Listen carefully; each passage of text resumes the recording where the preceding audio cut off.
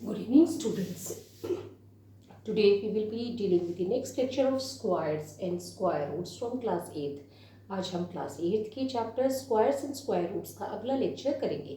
अभी तक हमने स्क्वायर्स ऑफ ए नंबर के बारे में ही पढ़ा है और आज हम स्क्वायर रूट्स के बारे में पढ़ेंगे। अब हम देखते हैं क्वेश्चंस के माध्यम से। Area of a square is 144 centimetre square. एक जो स्क्वायर है उसका जो एरिया है वो 144 सेंटीमीटर स्क्वायर है।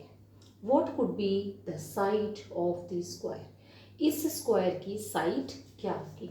सपोज मैंने ये माना कि ये जो स्क्वायर है वो A B C D form में है। अब हमें पता है कि जो स्क्वायर की जो साइड्स होती हैं वो सारी साइड्स बराबर होती हैं। मतलब अगर हम इसको एस माने तो ये भी एस होगी, ये भी एस होगी और ये भी एस होगी। तो अब हमने यहाँ पे फॉर्मूला लगा करके क्वेश्चन को करना है। Area of a square is equal to 144 centimetre square. और एरिया ऑफ ए स्क्वायर किसके बराबर होता है? Side into side.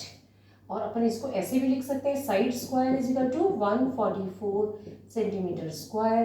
तो साइड की वैल्यू क्या आ जाएगी? उसके लिए हम क्या करेंगे, 144 को अंडर रूट कर लेंगे और 144 को जब हम अंडर रूट करेंगे तो हमारे पास क्या आएगा, 12 इंटू 12 किसके बराबर होता है? 12 इंटू 12 किसके बराबर है? 2 2 ज़ा 4, 2 1 ज़ा 2, 1 2 ज़ा 2, 1 1 ज़ा 1। तो हमारे पास आ जाता है 144। इसका मतलब जब हम अंडर रूट करेंगे 144 का तो हमारे पास आ जाएगी वैल्यू 12। हम कह सकते हैं कि ये जो स्क्वायर है इसकी एक साइड है वो 12 सेंटीमीटर्स के बराबर है। Now we move to the next question. What is the length of a diagonal of a square of side 8 centimetre? अब ये एक स्क्वायर है ए बी सी डी, हमें इसका डायगोनल पता करना है और हमें जो स्क्वायर की साइड है वो दी गई है 8 सेंटीमीटर, यानी कि ये साइड भी 8 सेंटीमीटर है और ये साइड भी 8 सेंटीमीटर है। तो अब हम इसको डायगोनल कैसा पता करेंगे? तो हम क्या करेंगे, यहाँ पे पाइथागोरस थ्योरम लगा देंगे। पाइथागोरस थ्योरम आती है जिसके अंदर वो ये कहते हैं कि A B square plus B C square is equal to A C square in case of right angle. Let's, यहाँ पे क्योंकि स्क्वायर है तो यहाँ पे एक तरीके से राइट एंगल होता है। तो हमने क्या देखा, ए बी स्क्वायर किसके बराबर हो जाएगा? ए बी जो है वो हो जाएगा 8 सेंटीमीटर स्क्वायर के बराबर, प्लस बी सी है वो भी 8 सेंटीमीटर है तो वो भी 8 सेंटीमीटर स्क्वायर हो जाएगा, is equal to A C square. तो हम क्लियरली कह सकते हैं कि A C square is equal to 8 into 8 क्या किसके बराबर हो जाएगा? 8 8 जा 64, प्लस यहाँ पे भी 8 का स्क्वायर होगा तो ये भी हो जाएगा 64 के बराबर। तो अब हमारे पास क्या आ जाएगा, A C square is equal to 4 plus 4 is 8, 6 plus 6 is 12, 128। तो हमारी जो ए सी की वैल्यू है वो क्या हो जाएगी? ए सी की वैल्यू हो जाएगी अंडर रूट ऑफ 128। और हम 128 को 2 के मल्टीपल्स के फॉर्म में लिख सकते हैं। तो हम क्या देखते हैं, ये 2 into 2 into 2 into 2 into 2 into 2 into 2।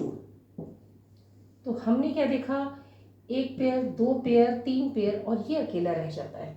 तो हम इसमें क्या देखते हैं कि इसकी जो वैल्यू आएगी वो क्या आएगी, 2 2 ज़ा 4, 2 ज़ा 8, 8 अंडर रूट 2। हमारी वैल्यू आ जाएगी 8 अंडर रूट 2 के बराबर। ठीक है, और now we move to the next question.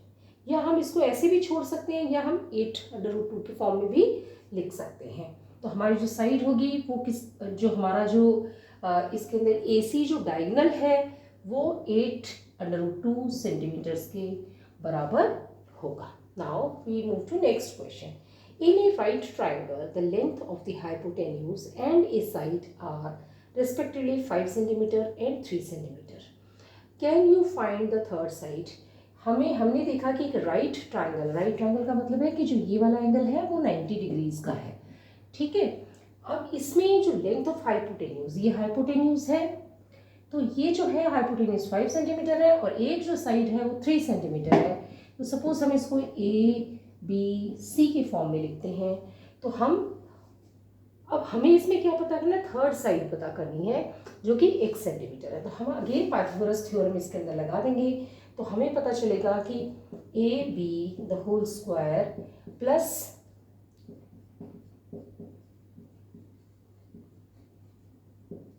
BC the whole square is equal to AC the whole square.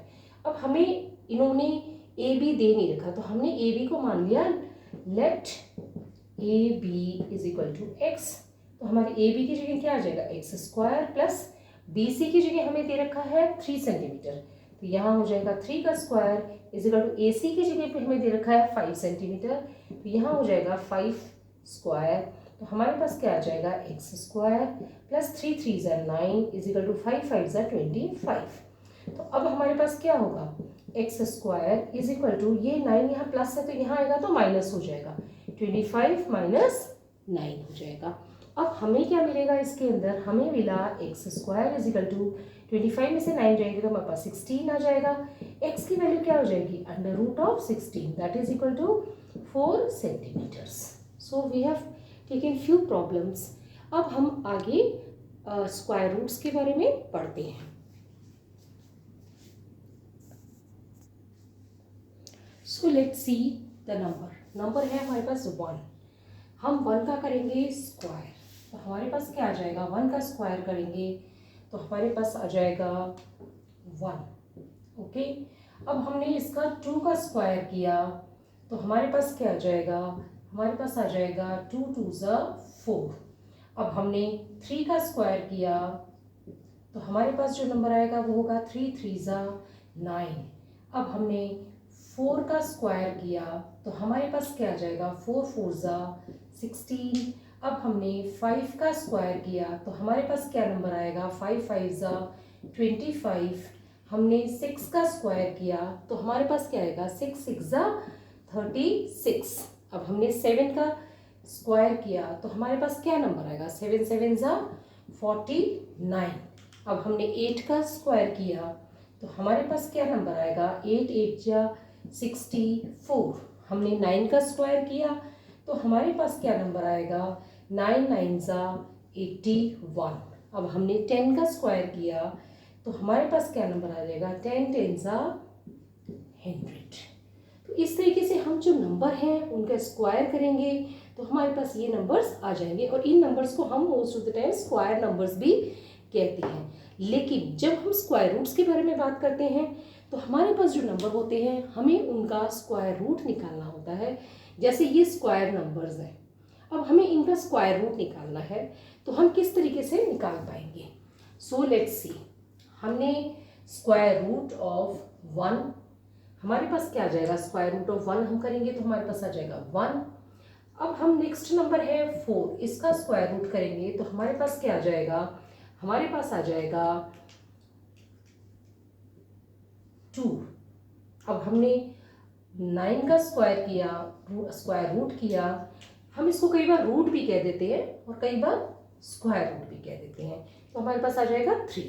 हमने 16 का स्क्वायर रूट किया तो हमारे पास आ जाएगा 4 और हमने 25 का स्क्वायर रूट निकालने की करी तो हमारे पास आ जाएगा 5। हमने 36 का स्क्वायर रूट निकाला तो हमारे पास आ जाएगा 6 और हमने 49 का स्क्वायर रूट निकाला तो हमारे पास आ जाएगा 7। हमने 64 का स्क्वायर रूट निकाला तो हमारे पास आ जाएगा 8। हमने 81 का स्क्वायर रूट निकाला तो हमारे पास आ जाएगा 9। हमने 100 का स्क्वायर रूट निकाला तो हमारे पास आ जाएगा 10। सो हमने ये देखा कि स्क्वायर ऑफ नंबर के अंदर हम सेम नंबर से मल्टीप्लाई करते हैं, लेकिन जब स्क्वायर रूट निकालते हैं तो हम नंबर का रूट निकालते हैं तो हमारे पास रेस्पेक्टिव नंबर्स वापस आ जाते हैं। सो हम ये कह सकते हैं कि जो स्क्वायर रूट है वो एकदम से स्क्वायर का अपोजिट प्रोसेस है। अब हम कुछ क्वेश्चंस ले लेते हैं। So we are taking 2 questions. First one is 11 square is equal to 121. 11 into 11 is 121. What is the square root of 121? अब हमारे पास एक नंबर है 121, इसका स्क्वायर रूट निकालना है हमें, तो इसका स्क्वायर रूट क्या हो जाएगा? Square root of 121 is equal to 11. Okay, now we are moving on to the second question. 14 का square, this is equal to 196. That means 14 into 14 is 196. What is the square root of 196? Answer 196. हमें क्या करना है? इसका square root of 196 is equal to, हम क्या देखेंगे? 196 is equal to 14 आ जाएगा हमारे पास. ओके, नाउ हमें कुछ चीज़ें इसमें और पता होनी चाहिए. जैसे हम कोई नंबर लेते हैं, सपोज मैंने एक नंबर लिया 9. ओके, ये जो नंबर 9 है, अगर मैं इसको नंबर को 9 से मल्टीप्लाई करती तो मेरे पास आता है 81. सपोज मैं लेती हूँ नंबर -9 और मैं इसको अगेन -9 से मल्टीप्लाई करती हूँ, तो हमारे पास क्या आएगा? Minus into minus is plus. So 9 9s are 81. That means कि अगर मैं स्क्वायर रूट लेती हूँ 81 का, तो मेरे पास +9 और -9 दोनों ही आने चाहिए.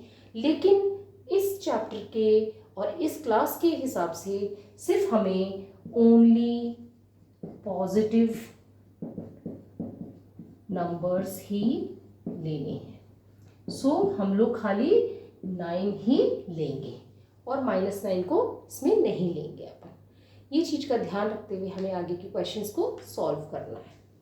अगर आपको वीडियो पसंद आई है तो लाइक करें, चैनल को सब्सक्राइब करें और अपने फ्रेंड्स के साथ शेयर करें जिन्हें मैथ समझने में कठिनाई आती है. Thank you.